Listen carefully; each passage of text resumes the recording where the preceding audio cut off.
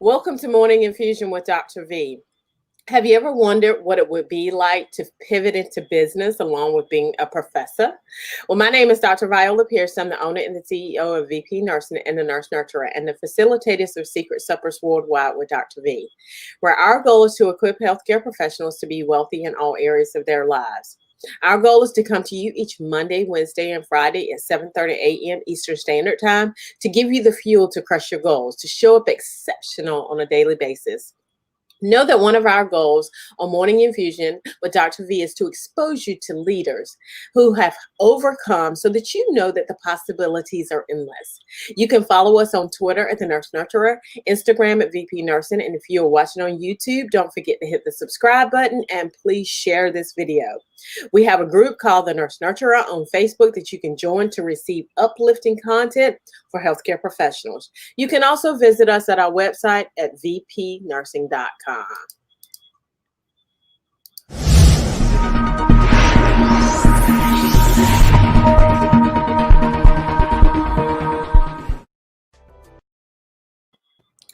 Our special guest today is Dr. Allana Da Graca. So welcome, welcome, welcome. I am super excited to have you. I mean, we just a little background on us. We were just talking about this. When we first met each other, like we were like, oh, she's a friend for life. Yes, absolutely. I'm so happy to be here. I could just go laughing through this phone. Absolutely. So excited to be here. So now give us a brief bio of you and what is your why for wanting to become an instructor? Yeah, thank you. Well, first of all, thank you, Dr. V, for having me on your platform, and hello to everyone. So my name is Dr. Allana Da Graca. I'm the president of Turning On the Lights Global Institute. But what makes that all interesting is that my backstory is I'm by deficit, I'm an educator, and I'm a subject matter expert around communication strategy, and ideation. And, you know, I have spent I know I might not look it, but the last 23 years No, girl. educating so many people around telling their story, being strong in their industries, looking at how they communicate who they are. And so I have had the pleasure of teaching, thousands of students all around the world, as far as China, all the way here, as far as Brazil and Portugal, here in Boston at some of the most notable schools like Lesley University, Bentley University, Northeastern University, Walden University. So many of my years have been spent helping others really craft the infrastructure around who they are as professionals and leaders. So I've had so much time having fun in the classroom, online, as well as offline. Sweet, sweet. I love it. I love it. Now, you are also a keynote speaker. Yeah. There are a great deal of people that are terrified of public speaking. Now, why did you decide to go into public speaking? Well, I shock people when I tell them, you know what, I'm actually more of an introvert than I am an extrovert. I just look and sound like I'm an extrovert, but that came out of plenty of practice. And really what got my passion into speaking was that I was one of those people when I was in 4th grade that would sit in the back of the room and would not raise my hand because I didn't want to appear that I wasn't smart. And when I would take my test in the class, I would always do terrible. But when my teachers would take me out and ask me questions about the same matter on the test, I would ace those things. So they couldn't understand, why is it that in the classroom you're not doing as strong, and why is it on the outside with a conversation you're doing so well? Well, I think that, life has a way of making itself known in terms of our strengths and weaknesses. Even though I was very quiet, I was a very smart and intuitive young person. I just didn't know that until I started to open my mouth in class presentations, and people would be like, wow, this really quiet girl has a lot to say. So it really shocked me, even because I didn't realize how much I was being perceptive. So I first want to say, those of you who feel like, well, you can't contribute as a speaker because maybe you're really quiet, actually the world still needs to hear you, because it's oftentimes very perceptive people that do have a whole lot to say. So that's what really kind of started me off with speaking. I really found my voice. And then when I went on to college, I was very much a student leader with speaking and talking the truth that people probably want to say, but just don't have the gumption to talk about. And you want to be the change that, you want to see, right? Because what happens is, I know that in healthcare or in nursing conferences, we'll go to nursing conferences and I'm like, oh my God, I am bored to death. I'm gonna need for you. I'm gonna need for you to make this interesting, right? But and it was those instructors or those lecturers that I was like, that influenced me most were the ones who were interesting, right? And so I wanted to be that was one of my reasonings, because I was like, well, we need this, because if you're not interested, we're not going to retain the information anyway, right? Mm-hmm. So you need to be interested in that. So now, when we first met, you told me a story about how you decided to go into business after moving to Portugal. Let's discuss why you went to Portugal and what are some of the lessons that you learned from this journey. Well, thank you for the question. It was interesting. My husband and I decided that when we got to our close to year 10, we wanted to do something crazy in our marriage, something to keep it spicy and exciting. And at that time, we were both in very comfortable positions and comfortable jobs. And we said, well, we're going to get close to year 10. What do we want to do? And so we have a family member that lives in Portugal, and he said, well, this might be a great time to go and try to see what life is like somewhere else. And so I felt really afraid, but I was like, okay, so what does that mean? I mean, how do we do this? So we ended up giving away items and preparing for about 2 years to really go and live in Europe. And it was a very scary time. I mean, imagine like telling your friends you're leaving to go abroad. They were like, why? How long? And there was just so many questions. But I tell you, going abroad was the biggest eye opener for me. The discomfort of living in another country where English is not the first language. There I was, like, having to practice what I wanted to say the night before, just so that I could speak to either my new clients or I could speak to the local shop owner about what I wanted to eat for breakfast. So it was really, really challenging, but it showed me so much about who I am as a woman. And it also showed me, see, on paper, we can look really great, right? So on paper, I looked amazing, like, oh, wow, this person who's traveled the world and done all these things. But I had a luggage that was full of all my dreams that I just kept hiding. And I even lugged that with me to Portugal. And my husband said, why do you care about that luggage so much? If you don't ever do anything with that luggage, then it's a waste of you caring so much about it. And I said, oh my gosh, like I've been carrying around 20 years of ideas, dreams, journals, things I want to do. And when am I going to actually change? But Portugal, being somewhere where I didn't know anybody. I mean, we had our family, but being in a place where you really don't know all your regular places that you would visit, it just allowed me to have a lot of time with me. And I was just like tired of standing at that dang on luggage. Let's open it up and let's get it done. Exactly. So the funny part is while I was there, I was missing everything. Okay, sorry for the health gurus. Sorry, Dr. V, but I was missing pancakes, ice cream, apple pie, like you name it. I was missing it. But the other thing I realized was how much opportunity I was sleeping on. Like I realized, oh my gosh, like I wish, because when you're in another country, of course there are other policies and things in place. So I was like, man, when we get back home, oh, I promise I'm going to use my gifts. I promise I'm going to play full out. And it was just like a big eye opener. I came back a changed woman. I came back, I started working on 2 books. I came back, I started to really take my business seriously. So that, as hard as that was, it was really monumental in who I am today. I love it. I love it. I love that you came back and you pivoted into what you want to do, because the reality is that, we want to create multiple streams of income, right? And we really want to be intentional about what we do. And I'm the one that was just like, I'm just going to settle. I'm going to be a bedside nurse for the rest of my life. And then I'm going to, quietly retire into retirement. But I was just like, it was eye-opening for me to see people healthcare professionals who were in business. Now, what are some of the lessons and blessings that you have received from going into business for yourself? Well, one of the big lessons that I learned was to take myself seriously. See, you know, when I came back, we have these great ideas. Now, when I'm speaking to my constituents, I say, do you have a business or do you have a business card? And that's completely different. Right? So if you're not making revenue, then there, you know, I would question over a certain amount of time. The question is, do you really have a business? So for me, I had always for years dibbled and dabbled. I said I had a business, but I really didn't have a business. But the year we came back from Portugal, I said it was hard because the jobs were coming, right? And I could have gone to the regular, okay, I'm going to go for a regular full-time job, which is fine for anyone who still is and you're trying to start a business. But I knew it was a really important moment.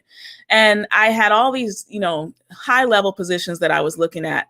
I closed my eyes, Dr. V. I said, I pictured my assistants and I pictured my name on the door. I pictured my leather chair. And I said, I don't want it. And that was scary. So first of all, I had to make the decision that I really was going to take myself seriously. Then a week later, my husband gets up to go to work. And I'm like, okay, I guess I'll see you later. I guess I'll start on my goals a little, 5 hours from now. And then I hear, girl, what are you doing? You better get up.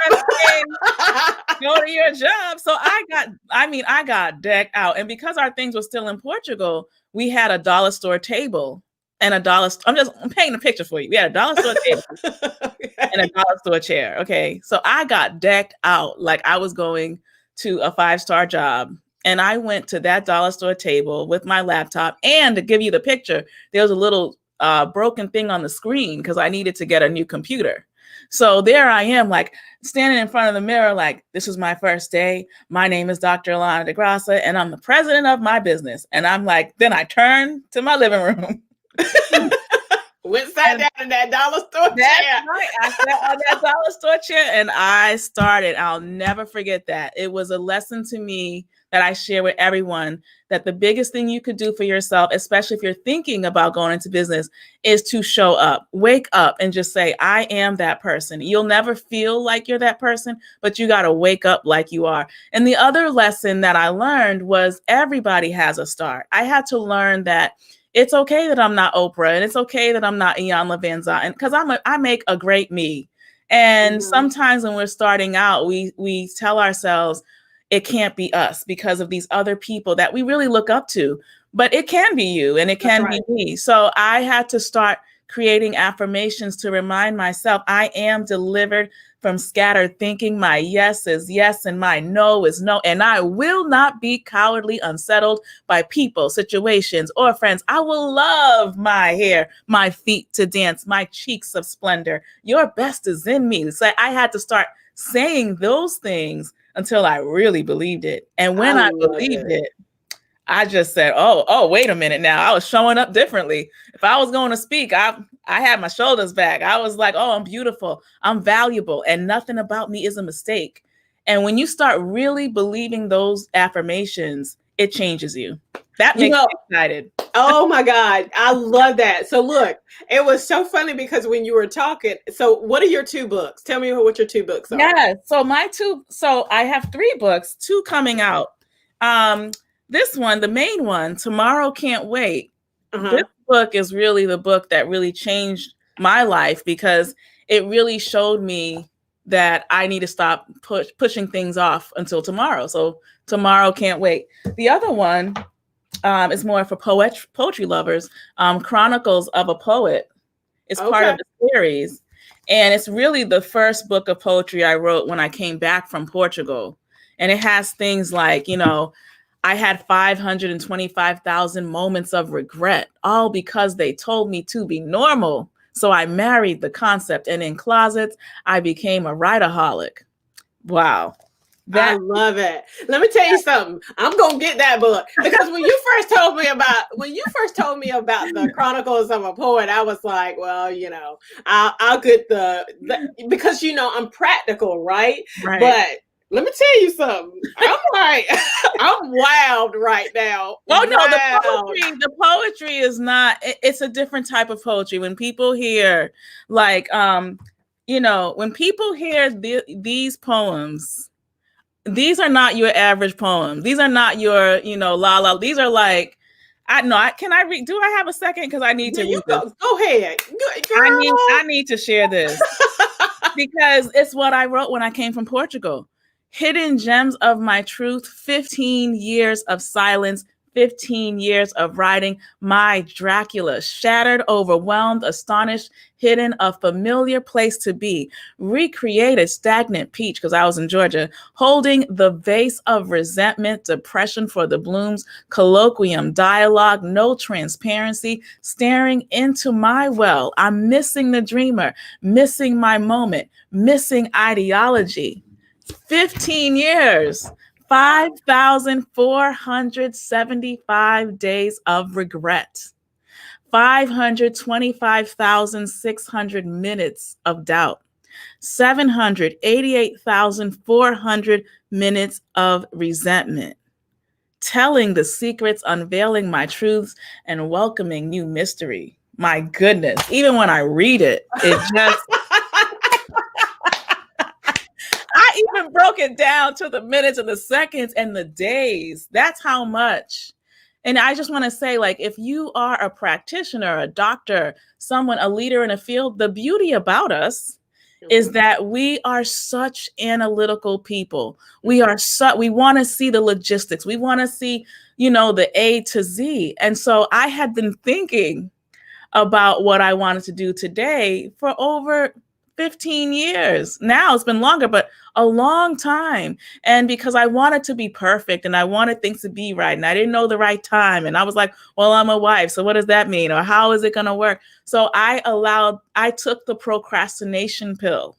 And that's what I would say to anybody. Like, if you are an expert at what you do, there are thousands of people looking for you today. So if you take the years of your expertise, Dr. Viola, and others in the health field or any other field, there are still people looking for your stories. And I think that's what really made me become an expert in speaking, because I realized that who's going to come to my basement and discover all of these things that I've learned through the years? Nobody. It's almost, and the sad part about resentment, and that's a hard thing, as you know, when we know we could have done more and we look out and see someone else doing it halfway and we say, I could have done that better, and look at what they're doing, we got a problem. That's right. That's right. Oh my God. I am literally in awe. I mean, it very rarely happens, okay? Because I'm an ER nurse. I done seen everything, right? But I am in awe, okay? Because I love poems like that. I love that. And that is just amazing. Because when you first told me poetry, I was like, I'm not reading no poetry. But this is a different type of poetry. And I will say, if you like this, I have a new book called Sidonia's Chronicles, and that book is coming. The pre-release is in November, Black Friday. And when I talk about a story of redemption, finding who you are, letting go of your yesterday, leaving your box, it's phenomenal. Well, I'm gonna get both of them. I know for a fact. Now, when we talked, you discussed how you suffer from endometriosis. So many women do. Tell us about that and how it affected you. Great. So I do have a TEDx talk about how I felt about endometriosis. I'd gotten married and we were I think by year 3, we were talking about having a family, but we noticed that, I had other issues going on. That time of the month was becoming so painful. And I remember going to the doctor and telling them, hey, I have these really strong pains. They seem stronger than regular cramps. And they were like, oh no, we'll give you a higher dosage of ibuprofen or something. But I knew that there was something else that was going on. So finally, when they did the diagnostic and they noticed, okay, you do have endometriosis, in the beginning, I didn't really know what that actually meant. But with time, I got to understand how serious this inflammatory condition could be. And it put me in such a state of depression. As we're talking about my poems and all those years and all these things, it put me in a place where I said, well, I don't want to go to parties. I don't want to go to birthday parties. I don't want to talk to anybody. And you just kind of shut down because it's something that is so hidden. 6.5 million people in this country have endometriosis. And even in Black families, I just shared on my site, it's like an untalked about condition. But what I'm happy to say is, so I was boo-hooing at night. I was crying at night. I was wondering why me. I mean, I had all these things, and then I was feeling guilty. You know, it was just so many things I was feeling. But what I came to at the end of that was, Allana, this is either going to make you completely just shatter in terms of the goals that you have, in terms of the impact you can make, or you can use this opportunity to redefine who you want to be, how you want to live, how you want to show up in the world. But it's not something that's over, right? I still deal with it, but my perception of having it and what I'm doing for my own new normal is still in play. So I would always say to people, you know, when you see someone, you can, instead of just saying, hey, you know, in my TEDx talk, I say how I went to this party and this lady came up to me and she put her hands out and she said, "Where are they?" And I said, "Where are who?" And she said, "All your children." And I said, "Oh my goodness, like you could also ask me how I'm just doing." I mean, really? Right. So I think so it was really an eye-opening question to me, which was like, who am I going to be as a woman? What makes me a woman? Is it having children only? Is that what makes me a woman? Is it just because I have these parts? So it made me just redefine how I wanted to show up in the world. And I recognized, actually, so another poem in this book, 120 Days, it kind of came to me like, Allana, yes, this has happened to you, but beyond that, this condition, what would you feel like if you died in 120 days? What would you resent? So I was like, man, if I were going to die in 120 days, I would resent that I didn't write my books. I didn't do my workshops. And it really put into focus where I needed to put my priorities as I still deal with the condition. But it just gave me a whole new life when I realized that life is so much bigger and that I wasn't by myself going through this, but so many people were. It just completely changed my positioning. So, yeah. I love it. I love it. I mean, you know, and the Cheryl Pitchford, she's one of my friends. She's a mother baby nurse, and she was talking about you know, she expressed that you know, a lot of times, and I used to do it too, you know, ask people about their children, because my children was the topic of conversation because they got on my last nerve sometimes, but then that, you know, they were joyous at times, right? Right, of course. And so, you know, I knowing other things to talk about is important, right? As you go through life. In business is what I talk about now. So, you know, that's what we do. That's what we do. I love it. So now, who has impacted your leadership the most, and why were they so impactful? Well, to be quite honest, there are a number of people. So I have to start with, well, there's one woman back in college. I always talk about her. Her name is Dr. Da. And when this woman walked into, so I went to the University of Massachusetts, Amherst, and I noticed that this woman's class was always packed out. You always hoped that you could get it. And she taught women's studies and she taught history, and she just was amazing. So finally I get into her class, and I mean, it is packed, like 400 students are in there waiting for this woman. When she walks in, I'm telling you, is like the Red Sea parted. She was wearing a cape. Like, I was like just amazed, her poise, everything about her. I was like, who is this woman? And, you know, just everything about her. And I got to know her. She became a mentor. She's been a mentor of mine since that moment. And then there's another woman. You know, it's funny how people can come into your life and just tell you something and it'll change your whole entire trajectory. Well, this other woman, when I was in college, she just walked up to me. I don't know how. And she just said, "Young lady, you have a whole lot of potential, but if you don't get yourself focused, you're going to go down the wrong path." Now I said, "Who is this lady?" And she said, "You're a leader. And that's what you really are. And you need to step into it." And I looked at her and I said, "I didn't ask to be anybody's leader. I don't want to be anybody's leader." And so she says that to me. But I remember when I started making more choices, especially around those times, I was like, man, what she's saying is true. And had she not, you know, every now and then I always send her a message like, "Wow, thank you so much for those words." Because it's not like we talked every week. She just, boom, a leader on the campus. told me what she told me. And then, of course, you know, there are so many other individuals like, you know, you and I share, you know, we love Susie Carter, right? We look at her as such a great business example, or Lisa Nichols. And then there are just other people. My husband, I look up to him because, as you know, when you think of roles, sometimes, you know, you'll say, well, I can't do that. I can't be a woman business owner because I got to fit this role. But he was always the first one to say, no, you need to go out there and do it. You know, when's the next book coming out? And he was just always so supportive. So there's no business without him. Because before we even started, he was already kind of pumping me up and letting me know that I could do it. So gotta love them husbands. Gotta love them husbands. Yes, absolutely. Now, how do you define wealth?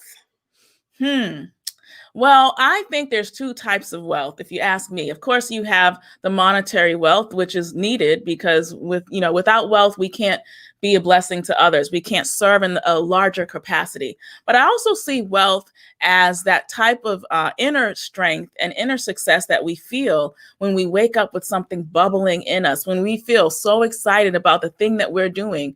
That to me is also wealth. But I'm not going to lie. I mean, you got to have the revenue. When you can look at your business and see that you're making thousands of dollars and say, wow, you know what? You better work it. You know, you need to celebrate yourself sometimes. You need to.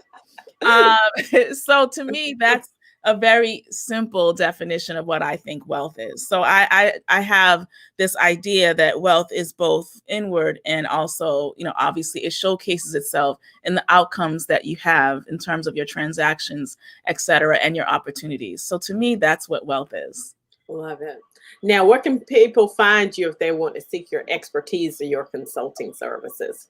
Yes, if people want to find me, they can go to drallanadagraca.com and you can find me there. You can also email me at subscriber@drallanadagraca, and I'll make sure to have Dr. Viola share my link with you. And thank you so much for inviting me to this beautiful platform. I hope that this was an encouragement to you, Dr. Viola, and you keep doing what you're doing. I love you. I love you. We talked about that. So yes, I am just super excited for all that you will bring to this world because I just feel that there's much more that you will bring. Although you have brought a lot of value, right? I feel that there's much more. So thank you for showing up.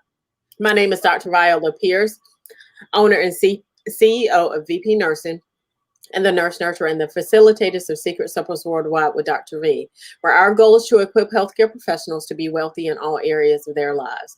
Our goal is to come to you each Monday, Wednesday, and Friday at 7:30 a.m. Eastern Standard Time to give you the fuel to crush your goals to show up exceptional on a daily basis.